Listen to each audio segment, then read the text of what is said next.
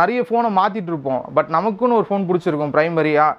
இந்த ROG 7 கூட வந்தது, வாங்கலான்னு சொல்லிட்டு பார்த்தேன். ஒர்த்துன்ற அந்த ஃபீல் வந்து எல்லாத்துக்குமே வராது. S24 Ultra லான்ச் ஆகிடுச்சு. S23 Ultra இப்போ யூஸ்டு மார்க்கெட்டில் நல்லாவே கிடைக்குது. ஸோ S22 Ultra 2024 எப்படி இருக்குது? ஸோ 2 ஜென்ரேஷன் பின்னாடி வந்துருச்சு.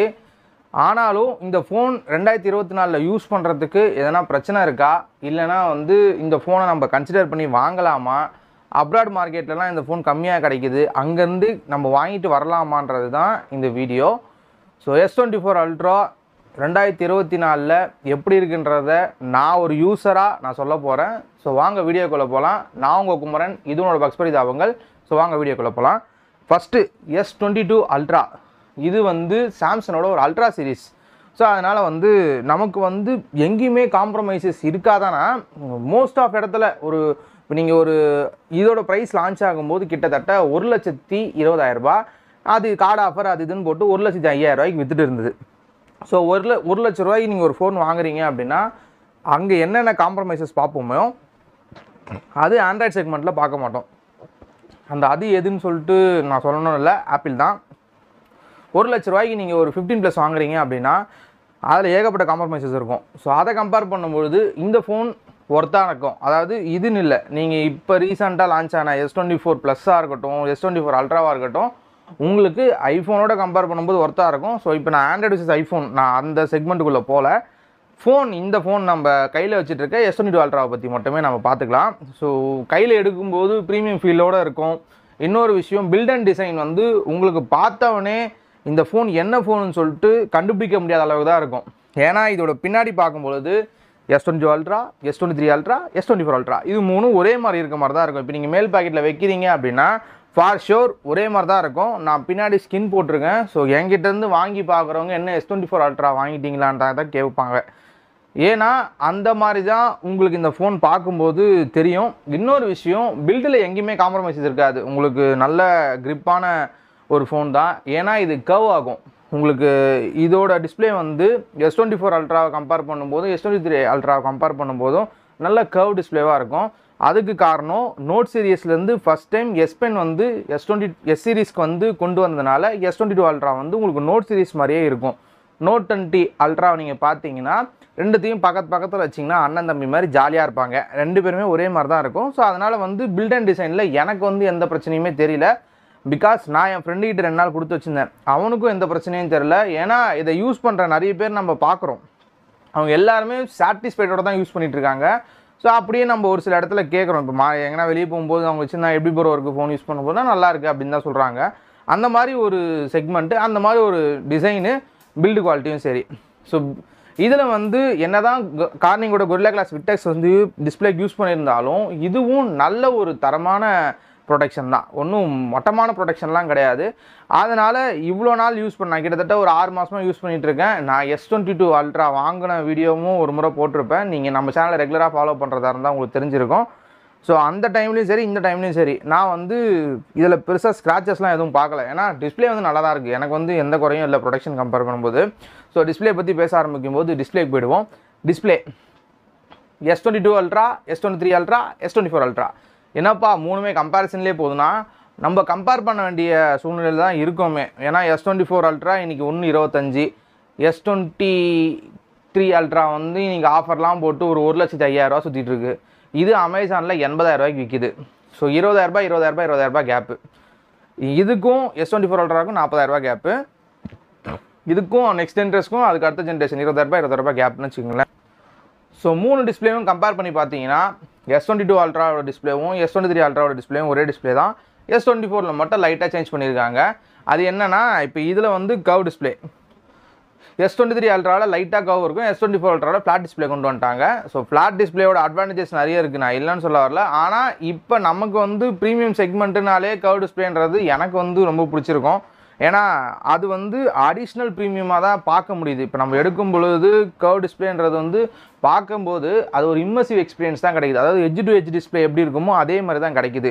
அந்த மாதிரி பார்க்கும்பொழுது இதோட டிஸ்பிளே 1750 நெட் ஸ்பீக் பிரைட்னஸ் போகும். அதனால் நமக்கு இன்டோர் அண்ட் அவுட்டோர் எந்த இடத்துல நீங்கள் எப்படி யூஸ் பண்ணாலும் இந்த ஃபோன் வந்து உங்களை வாழ்க்கையை வெறுத்து போகிற மாதிரி சம்பவம்லாம் எதுவும் நடக்கவே நடக்காது. அது நடக்கவும் போகிறதில்ல. நீங்கள் எப்படி எங்கே யூஸ் பண்ணாலும் இதோட டிஸ்பிளே செம்மையாக இருக்குது, ஒர்த்து அப்படின்னு தான் வந்து தோணும். ஒர்த்து வருமா, ஒர்த்து அப்படி தான் வந்து எனக்கு சொல்ல தோணுது இதோட டிஸ்பிளே. ஏன்னா நான் வந்து நிறைய ஃபோன் யூஸ் பண்ணியிருக்கேங்க. ஆனால் வந்து என்னை திருப்பியும் இந்த ஃபோனை வாங்க வச்சதுக்கான ரீசன் அதோட டிஸ்பிளே தான். நான் நிறைய நம்ம சேனலை ஃபாலோ பண்ண நிறைய பேருக்கு தெரியும், நிறைய மாற்றிட்டே இருப்பேன். ஆனால் எனக்கு ஒரு ஃபோன் பிடிச்சிருக்கு, இதுக்காக நான் வாங்கலாம் அப்படின்னா நான் 2 ஃபோனும் சஜஸ்ட் பண்ணுவேன். ஒன்று பிக்சல் சீரிஸ் சஜஸ்ட் பண்ணுவேன், பிக்சல் சீரிஸில் ப்ரோ சீரிஸ் சஜஸ்ட் பண்ணுவேன். அதை விட்டுட்டா சாம்சங்கில் அல்ட்ரா சீரிஸ் சஜஸ்ட் பண்ணுவேன். செம்மையாக இருக்கும். நீங்கள் அதை ஃபீல் பண்ணிங்கன்னா அங்கே அதை விட்டு வெளியே போக மாட்டீங்க, அப்படி இருக்கும். ஸோ உங்களுக்கு அந்த டிஸ்பிளேயோட கிளாரிட்டியாக இருக்கட்டும், அதோட பஞ்சினஸாக இருக்கட்டும், அதாவது சேச்சுரேஷன்லாம் விட்டுருங்க, நீங்கள் படம் பார்க்கும்போது செம்மையாக இருக்கும். நீங்கள் எக்ஸ்பெக்ட் பண்ணாத அளவுக்கு இதோட டிஸ்பிளே இருக்கும். ஸோ அதை கம்பேர் பண்ணும்போது எனக்கு வந்து டிஸ்பிளே வைஸ் எனக்கு வந்து நான் ரொம்ப ஹாப்பி. ஒரு யூஸராக நான் சொல்கிறது டிஸ்பிளே செம்மையாக இருக்குன்னு தான். எல்லாருமே நீங்கள் நீங்கள் போய் ஒரு டேரெக்ட் சன்லைட்டில் வச்சு யூஸ் பண்ணால் கூட உங்களுக்கு ஒன்றுமே தெரியாது. ஸோ அந்த மாதிரி ஒரு நல்ல டிஸ்பிளே தான். சப்போர்ட் பண்ணுறதுக்கு ஸ்டீரியோ ஸ்பீக்கர் கொடுத்துருப்பாங்க. கம்பேர் வித் நெக்ஸ்ட் ஜென்ரேஷன் உங்களுக்கு இதோட லவுட்னஸ் கம்மியாக இருக்கும், பட் குவாலிட்டியில் வந்து சாக்ரிஃபைஸ் எதுவும் இருக்காது. அதே மாதிரி இதில் HDRலாம் சப்போர்ட் பண்ணணும், டால்பி விஷன் மட்டும் தான் சப்போர்ட் பண்ணாது. டால்பி விஷன் அடுத்த ஜென்ரேஷன்லேயும் சப்போர்ட் பண்ணாது. அதனால் இதில் டால்பி விஷன் சப்போர்ட் பண்ணாது, பஸ் HDR10 சப்போர்ட் பண்ணோம். ஸோ உங்களுக்கு அது கூட வந்து ஸ்டீரியோ ஸ்பீக்கர் வரதுனால உங்களுக்கு படம் பார்க்கும்போது, கேம் விளையாடும் போதெல்லாம் ஒரு நல்ல எக்ஸ்பீரியன்ஸ் கிடைக்கும். கேம் விளையாடும் போதுன்னு சொல்லும்பொழுது இந்த இடத்துல நமக்கு ப்ராசஸர் வரும், ஸ்னாப்ட்ராகன் 8 Gen 1. இது 8+ Gen 1 கூட கிடையாது, 8 Gen 1 specially made for Galaxy devices அப்படின்னு சொல்லிட்டு அவங்களே சொல்லிப்பாங்க. அதனால் வந்து நமக்கு என்ன பெனிஃபிட் அப்படின்னா, இவங்க வந்து ஓவர் கிளாக்டு வெர்ஷனை தான் வந்து 8 Gen 1 சொல்லுவாங்க, அதாவது 8+ Gen 1 சொல்லுவாங்க. இவங்க அந்த மாதிரி தான் வந்து கேலக்ஸி டிவைஸ்க்கு வந்து ஓவர் கிளாக் வெர்ஷன் தான் கொடுப்பாங்க சிபியூவில். ஸோ கம்பேர் பண்ணும்போது நான் S22 அல்ட்ரா லான்ச் ஆகும்போது வாங்கினதை விட இப்போ ரொம்ப சாட்டிஸ்ஃபைடு. ஏன்னா அந்த டைமில் வந்து ஹீட் ஆகும், லேக் ஆகும், கேம் ஆடும்போது ஃப்ரேம் ட்ராப் வரும், அப்புறம் கேமரா யூஸ் பண்ணும்போதெல்லாம் வந்து சம்டைம்ஸில் வந்து அந்த ஃப்ரேம் வந்து நல்லாவே ட்ராப் ஆகிறத பார்க்கலாம். நீங்கள் அந்த மாதிரி பிரச்சனைகள்லாம் நிறைய பார்த்தேன். நிறைய யூஸ் பண்ணும்போது நிறைய வந்து ரொம்ப கடுப்பாச்சு, என்னடா இது வேறு 1 லட்ச ரூபா கொடுத்து வாங்கிட்டு இவ்வளோ பஞ்சாயத்து இருக்குதுன்னு சொல்லிட்டு. அதுக்கப்புறம் சரி ஓகே இப்போ எப்படி இருக்குது அப்படின்னு சொல்லிட்டு அப்படியே வந்து 3 years பேக் எப்படி இருக்குதுன்னு யோசித்து பார்க்கும்போது எனக்கு வந்து எங்கேயுமே வந்து லேக் இல்லை, எங்கேயுமே வந்து ஃப்ரேம் ட்ராப் இல்லை. ஒரு கேம் விளாட்றேன் அப்படின்னா கூட நீங்கள் வந்து அதுக்கான செட்டிங்ஸை ஆன் பண்ணிட்டீங்கன்னா ஃபோன் ஹீட் ஆகும், பட் ஃப்ரேம் ட்ராப் ஆகாது. கேமராவும் கிட்டத்தட்ட ஒரு 20 நிமிஷம் 30 நிமிஷம்லாம் வந்து யூஸ் பண்ணிட்டேன். என் தாய்லாந்து வீடியோ வந்து ஃபுல்லாகவே இந்த ஃபோனில் தான் எடுத்தேன். ஸோ அந்த மாதிரி ஒரு தரமான ஒரு கேமரா இருந்தாலும் உங்களுக்கு அந்த ஹீட் ஆகலைன்றது தான் நான் சொல்ல வரேன். 30 நிமிஷம் 40 நிமிஷம் வீடியோ எடுத்தாலும் 4K 60ல் ஹீட் ஆகலை, அதாவது கட் பண்ணல, ஹீட் ஆகும். பட் இதுக்காக நான் வந்து ஃபோர்ஸ் பண்ணி க்ளோஸ் பண்ணுறேனான்ற சம்பவம் நடக்கலை.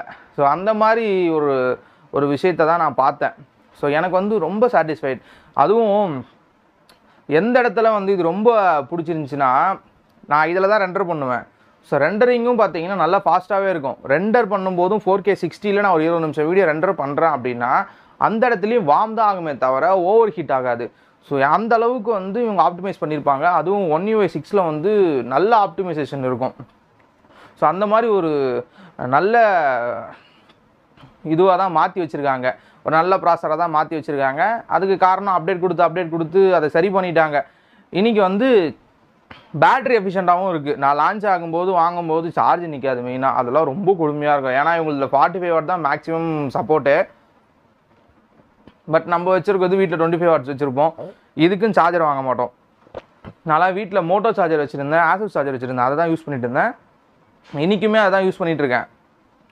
ஸோ சார்ஜிங் வேகமாக ஏறாதுன்றதுனால சார்ஜ் நிற்காது அந்த டைமில். ஸோ ரொம்ப கடுப்பான ஒரு விஷயமா இருக்கும். ஏன்னா இதில் Quad HD+ டிஸ்பிளே கொடுத்துருப்பாங்க. 520 பிக்சலுக்கு மேலே தான் வந்து பிக்சல் டென்சிட்டி இருக்கும். அதனால் வந்து அதெல்லாம் வந்து அந்த ஸ்னாப்ட்ராகன் வந்து சப்போர்ட் பண்ணி கொண்டு போகணும். LTPOன்றதுனால அது ஒரு ப்ளஸ் பாயிண்ட்டாக இருந்தாலும் கொண்டு போகணும்ல. அதனால் அதெல்லாம் கம்பேர் பண்ணும்போது அப்போத்தை விட இப்போ வந்து கிட்டத்தட்ட எல்லாமே மாறி இருக்குது. புது ஃப்ளாக்ஷிப் வாங்குறது பழைய ஃப்ளாக்ஷிப் வாங்கிட்டு போயிடலாம் போல், அந்த மாதிரி தான் எனக்கு தோணுது. ஏன்னா நான் வச்சுட்டு இருக்கிறது 12/512 தான் வச்சுருக்கேன். இதுக்கப்புறம் ஃபோனை மாற்றணுன்ற எண்ணமே எனக்கு வரலை. இந்த ஃபோனை யூஸ் பண்ணும்போது அந்தளவுக்கு எனக்கு பர்ஃபார்மன்ஸ் வைஸ் வந்து நல்லாவே ஒரு விஷயமா இருந்தது. நான் ஒன்றும் ஹெவி கேமர் கிடையாது, இது கேமருக்கான டிவைஸும் கிடையாது. நான் ஆஸ்வால்ட் விளையாடுவேன் அவ்வளோதான். அதிகபட்சமாக வந்து கேண்டி கிரஷ் விளையாடுவேன். ஸோ நான் வந்து எனக்கு ஃப்ரீ டைம் கிடைக்கும் போது இது மட்டும் தான் விளையாடுவேன். இது ஹெவி கேமருக்கும் கிடையாது. ஹெவி கேமர் வேணும்னா நம்ம டேரெக்டாக ஆர்ஓஜி போயிடணும். அப்படி இல்லைன்னா எல்லா மொபைல் கம்பெனிஸும் கேமர்ஸ்க்குன்னு சொல்லிட்டு ஒரு மொபைலை லான்ச் பண்ணுறாங்க இப்போல்லாம், சாம்சங் பிக்சலை தவிர. அந்த மாதிரி செக்மெண்ட்டில் இருக்க மொபைல் போயிடலாம். ஏன்னா 1 லட்ச ரூபா கொடுத்து வாங்கி வச்சுட்டு நம்ம கேம் விளையாட போகிறதில்ல, இதோட ஒர்க்கே வேறு. ஸோ அதனால் வந்து அது ஒரு விஷயமாக வந்து எனக்கு வந்து பட்டுச்சு. இவ்வளோ பேசும்போது பேட்டரியை பற்றி நிறைய பேசிட்டோம். ஸோ பேட்டரிக்கே வந்துடுவோம். இதில் வந்து 5000 mAh பேட்டரி கொடுத்துருக்காங்க. 5000 mAh பேட்டரி கொடுத்தும் இதுக்கு 45 வாட்ஸ் தான் ஹையஸ்ட்டாக வந்து சப்போர்ட் பண்ணுறாங்க ஃபாஸ்ட் சார்ஜிங்கில். Wireless charging, reverse wireless charging ரெண்டுமே இருக்குது. ஒயர்லெஸ் சார்ஜிங் 15 வாட்டும், ரிவர்ஸ் ஒயர்லெஸ் சார்ஜிங் 10 வாட்டும் கொடுத்துருப்பாங்க.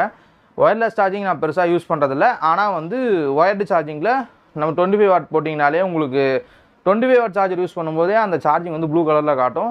பேட்டரிக்காக பல விஷயம் வந்து உள்ளே கொடுத்துருப்பான். அதாவது பேட்டரி ப்ரொடெக்ஷன் சொல்லிட்டு ஒரு ஆப்ஷன் இருக்கும். அது 80% மேலே சார்ஜ் ஏற விடாது, 85% மேலே சார்ஜ் ஏறாது. அதே மாதிரி உங்களுக்கு டிஸ்சார்ஜ் ஆகும்போதும் பார்த்தீங்கன்னா ஒரு சில விஷயங்கள் வந்து கொடுத்துருப்பாங்க.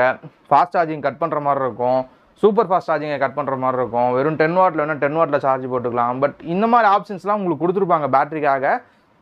ஆனால் எனக்கு வந்து அது பிரச்சனையாக தெரியல. ஏன்னா நான் காலையில் ஓவர் நைட் சார்ஜிங் தான் மேக்ஸிமம் பண்ணுவேன். ஓவர் நைட் சார்ஜிங் பண்ணி விட்டேன்னா நான் சூப்பர் ஃபாஸ்ட் சார்ஜிங் ஆன்லாம் பண்ணி தான் வைப்பேன். நான் அதெல்லாம் ஆஃப்லாம் பண்ண மாட்டேன். அதெல்லாம் ஆஃப் பண்ண நான் எதுக்கு இந்த ஃபோனை வாங்கணும் அப்படின்ற மாதிரி வச்சுட்டு நான் ஆன் பண்ணி விட்டு தூங்கிடுவேன். காலையில் ஃபுல்லாகிடும், எடுத்துகிட்டு வேலைக்கு போயிடுவேன். திருப்பி நைட்டு தான் வந்து நான் சார்ஜ் போடுவேன். நடுவில் இன்பிட்வீன் கேப்பில் 90% நான் சார்ஜ் போட மாட்டேன். ஸோ இந்த மாதிரி இருக்கும்போது எனக்கு எஸ்ஓடி கிட்டத்தட்ட 7 to 8 hours வந்து எஸ்ஓடி கிடச்சிது. எனக்கே ஆச்சரியம்தான். ஏன்னா நான் குவாட் HD ப்ளஸில் தான் யூஸ் பண்ணுவேன். அந்த 120Hz கம்பல்சரி யூஸ் பண்ணுவேன். அது LTPOன்றதுனால மேபி பெருசாக சார்ஜ் வித்தியாசம் இருக்காதுன்னு சொல்லிட்டு நான் 120Hz குவாட் HD ப்ளஸில் தான் யூஸ் பண்ணுவேன். அதிகமாக வந்து ட்ராவல் பண்ணும்போது பாட்டு கேட்பேன், வாட்ஸ்அப் யூஸ் பண்ணுவேன்.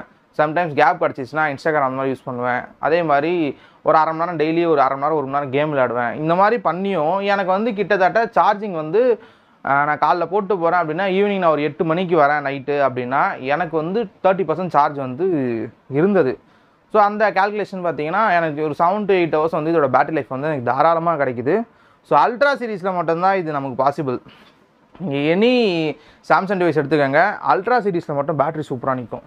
இப்போ என்கிட்டே S20+ இருக்குது, கோடு விழுந்தது இருக்குது. அது 4500 mAh தான். அதுக்கு இதுக்கும் வெறும் 500 mAh தான் டிஃப்ரென்ஸு. ஆனால் அது எனக்கு வந்து 4 மணி நேரம் தான் எஸ்ஓடி வரும். இது அது அப்படியே டபுளாக வருது. அதுக்கு என்ன காரணம், என்ன ரீசன் தெரில. அல்ட்ரா சீரிஸ் வச்சுருக்கவங்க ஜாலியாக இருக்காங்க. S20 அதாவது நம்பர் சீரிஸ் வச்சுருக்கவங்களோட அல்ட்ரா சீரிஸ் வச்சுருக்கவங்க எல்லா விஷயத்துலையுமே சாட்டிஸ்ஃபைடாக ஃபீல் பண்ணுற மாதிரி எனக்கு தோணுது. முடிஞ்ச அளவுக்கு அல்ட்ரா சீரிஸ் வாங்க வைக்க தான் கம்பெனியும் ட்ரை பண்ணுறாங்க. அதனால் வந்து எனக்கு வந்து பேட்டரியில் எந்த பிரச்சனையுமே தெரியல. பேட்டரியில் பிரச்சனையாக தெரியறது ஒன்று தான், அவங்க பாக்ஸில் சார்ஜர் கொடுக்கலாம், அப்படி இல்லைனா ஃபாஸ்ட் சார்ஜிங்கை இம்ப்ரூவ் பண்ணலாம். அது ரெண்டுமே அவங்க பண்ண போகிறதில்ல. அதனால் நம்ம அதை பற்றி பேசவும் போகிறதில்ல, விட்டுற வேண்டியது தான். சரி, எல்லாம் வந்தாச்சு. கேமரா தான் இந்த ஃபோனோட மெயின் ஸ்பெக்ஸு. ஸோ இதில் வந்து 4 கேமரா கொடுத்துருப்பாங்க. இது வந்து ஒரு 2 ஜென்ரேஷன் பழைய ஃபோன் தான். 108 மெகாபிக்சல் கொடுத்துருப்பாங்க. அதுக்கப்புறம் வந்து 2 10 மெகாபிக்சல் டெலிஃபோட்டோ கொடுத்துருப்பாங்க, 3xம் 10xம். அதுக்கப்புறம் ஒரு அல்ட்ராவைட் சென்சார் இருக்கும்.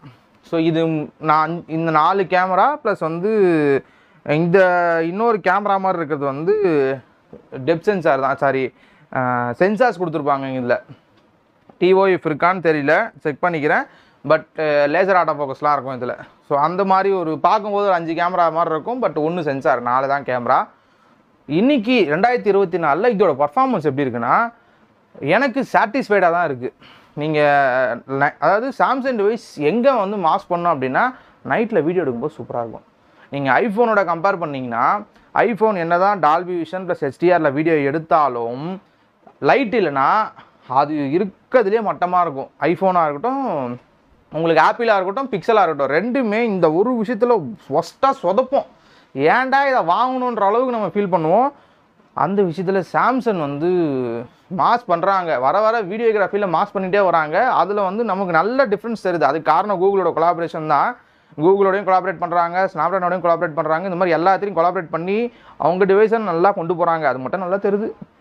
ஸோ நம்ம பேக் டு ஃபார்ம் கதைக்கு போகாமல் உள்ளே வந்துட்டோன்னா இந்த 108 மெகாபிக்சல் வந்து நமக்கு டிஃபால்ட்டாக 12 மெகாபிக்சலில் தான் ஃபோட்டோ எடுக்கும். இது 12 ப்ளஸ் வந்து 108 இது ரெண்டுத்துல தான் ஃபோட்டோ எடுக்கும். S23 அல்ட்ராவில் 15 சொல்லிட்டு ஒரு ஆப்ஷன் இருக்கும், அது 200 மெகா பிக்சல்ன்றதுனால அந்த ஆப்ஷன் இதில் கிடையாது. நம்ம ஃபோட்டோ எடுத்தால் எப்படி இருக்குன்னா, நான் இப்போ ரீசெண்டாக தாய்லாந்து போகும்போது கேமரா கொண்டு போயிருந்தேன், ஆனால் கேமராவில் ஃபோட்டோவே எடுக்கல. ஃபோட்டோ அண்ட் வீடியோ ரெண்டுமே இந்த ஃபோனில் தான் எடுத்தேன். எனக்கு கூட கொலீக்ஸ்லாம் வந்திருந்தாங்க, பார்த்துட்டு என்ன ஃபோன்ரா இது அப்படின்னு கேட்டாங்க. ஏன்னா கூகுளில் ஒரு விஷயம் நடக்கும் வழக்கமாக, நீங்கள் ஃபோட்டோ எடுத்துட்டிங்கன்னா கீழே வந்து ப்ராசஸிங்னு சொல்லிட்டு ஒரு ஆப்ஷன் போகும், அது போயிட்டே இருக்கும். அதுக்கப்புறம் அதாவது நீங்கள் எடுத்த ஃபோட்டோவை நீங்கள் ப்ராசஸிங் பண்ணிவிட்டு பார்த்தோன்னா இன்னும் சூப்பராக இருக்கும். ஆல்ரெடி நம்ம இதுதானப்பா பண்ணலான்னு நினச்சோம் அப்படின்னு இருக்கும். அதே மாதிரி சாம்சங்கும் பண்ணுறாங்க. யாரா நீங்களாம் அப்படி தான் எனக்கு வந்து பார்த்தோன்னே இருந்தது. பட் ஆனால் எனக்கு வந்து ரொம்ப சாட்டிஸ்ஃபைடு. இந்த சாட்டிஸ்ஃபைடு நான் பிக்சல் 7ல் பார்த்தேன், எனக்கு தோணுச்சு இது ஓகேடா செம்மையாக இருக்குது ஃபோட்டோகிராஃபின்ட்டு.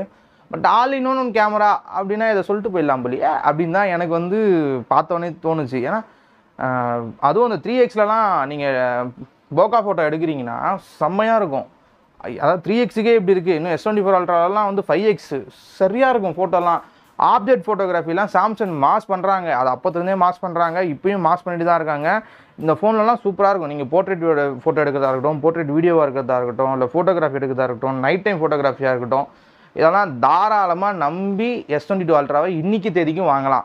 S22 அல்ட்ராக்கும் S23 அல்ட்ராக்கும் ஒரு 5% டிஃப்ரெண்ட் இருக்கும் ஃபோட்டோகிராஃபியில். S22 அல்ட்ராக்கும் S24 அல்ட்ராக்கும் ஒரு 10% டிஃப்ரெண்ட் இருக்கும், அவ்வளோதான். அதாவது அந்த 10% நம்மளால் பார்த்தோன்னே கண்டுபிடிச்சிட முடியுமானா முடியும், ஆனால் ரொம்ப மைன்யூட்டாக பார்க்கணும். ஸோ பார்த்து தான் கண்டுபிடிக்கணும். மற்றபடி உங்களுக்கு டிஃப்ரென்ஸே வந்து டே டு டேல நீங்கள் பார்க்கும்போது தெரியவே தெரியாது. அதுவும் பகலெலாம் எடுத்திங்கன்னா பெருசாக ஒன்றுமே தெரியாது. அந்த மாதிரி வந்து நீங்கள் பார்க்கலாம். இன்னொரு விஷயம் வீடியோகிராஃபி, இதில் வந்து இந்த 4 கேமராலையுமே 4K 60 சப்போர்ட் பண்ணோம். ஃப்ரண்ட்டில் இருக்க 40 மெகா பிக்சல் இருக்குது பார்த்தீங்களா, அந்த கேமராவும் 4K 60 சப்போர்ட் பண்ணோம். ஸோ டோட்டலாக இதில் இருக்க எல்லா கேமராவுமே 4K 60 சப்போர்ட் பண்ணோம். 108 மெகா பிக்சலில் 8K 24 FPS எடுக்கலாம். அதுக்கப்புறம் இப்போ ரீசெண்டாக S23 அல்ட்ராலையும் S24 அல்ட்ராலையும் 8K 30 FPS கொடுத்துட்ருப்பாங்க.